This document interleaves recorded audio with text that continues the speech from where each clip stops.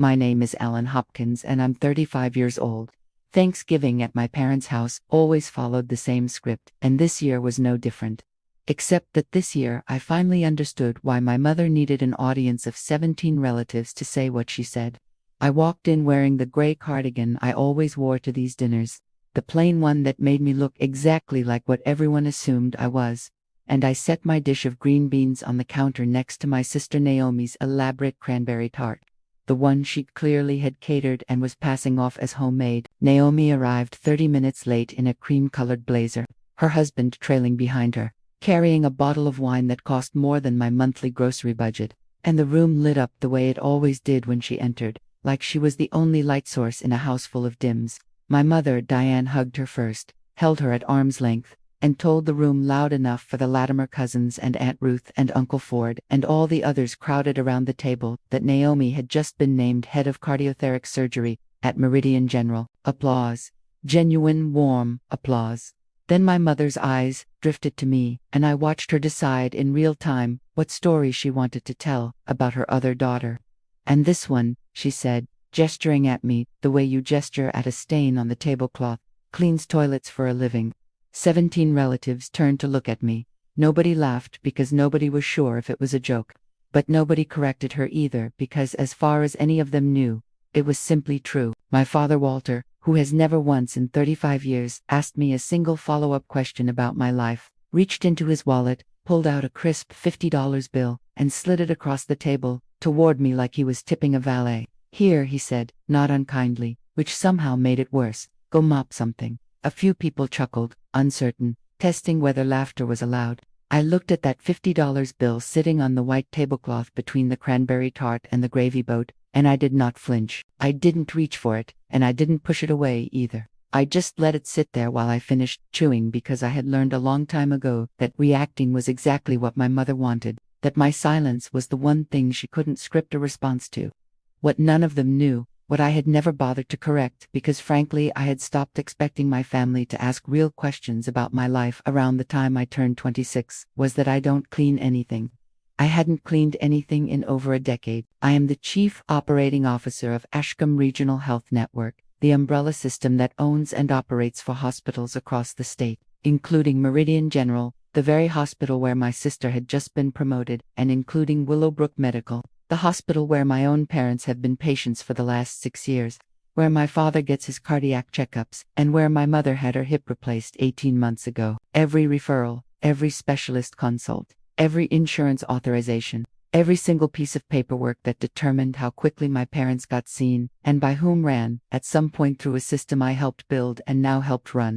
I had never told them this, partly because, early in my career, I'd tried to explain my work and watched my mother's eyes glaze over the moment I said the word operations instead of surgery, and partly because some quiet, stubborn part of me had wanted to see how long she would keep telling this story about me without ever once asking if it was true. The $50 bill was still sitting there when my grandmother Rose, who had been quiet through all of this, set down her fork with a small, deliberate click against her plate.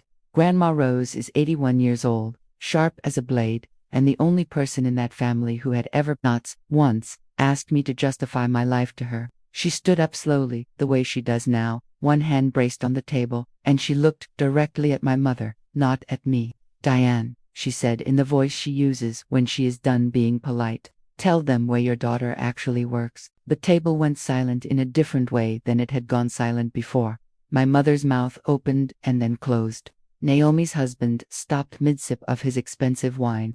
Aunt Ruth leaned forward like she'd been waiting her whole life for this exact moment of family theater. My mother looked at me, and for the first time in longer than I could remember, I watched something like uncertainty cross her face because she realized standing there in front of 17 relatives that she genuinely did not know the answer to her own mother's question, and that whatever answer was coming was not going to be the one she'd spent years telling everyone. If you want to know exactly what happened when the truth finally came out at that table, and what my mother's face looked like when she understood who had been holding her entire family's medical future in her hands the whole time.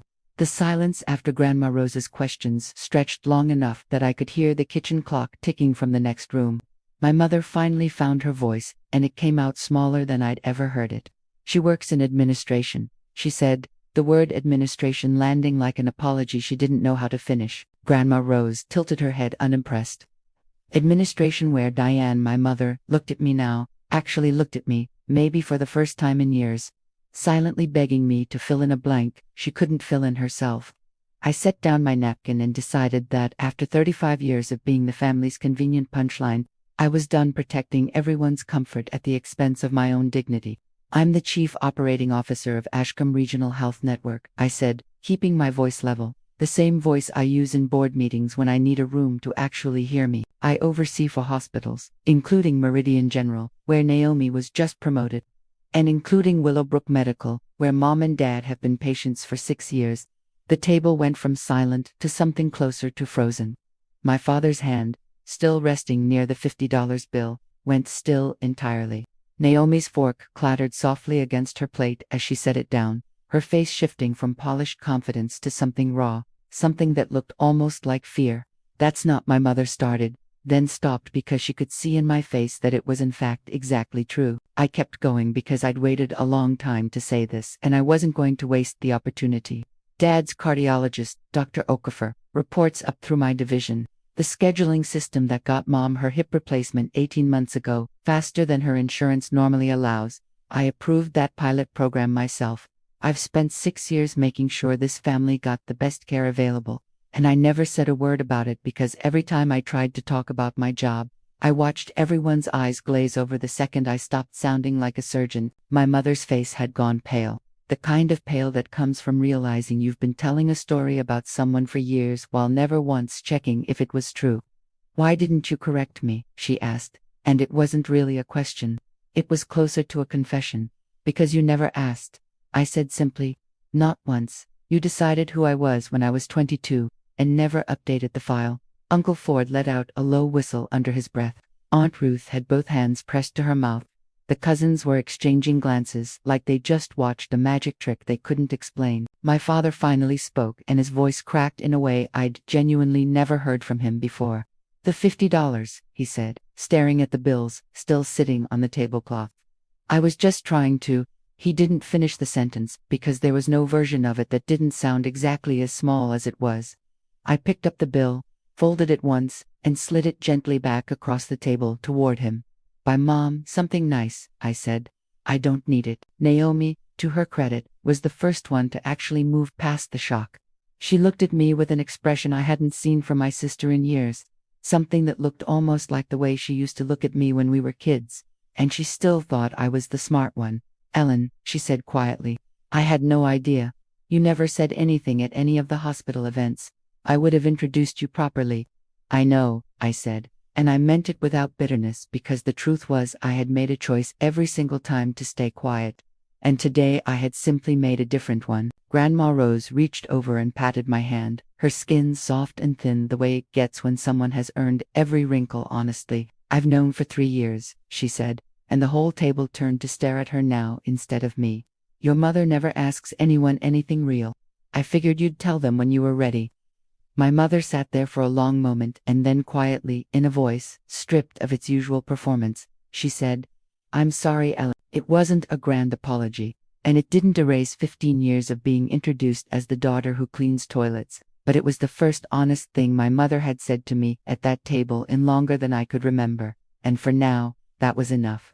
The rest of dinner was quieter than usual, but it was a different kind of quiet. The kind that comes after something true finally gets said out loud instead of buried under 35 years of assumptions. I don't know if Thanksgiving next year will look any different. I don't know if my mother will introduce me correctly the next time we're in a room full of relatives, but I know that I finally stopped being small to make everyone else comfortable. And that feels like the actual gift I gave myself this year, worth more than any $50 bill ever could.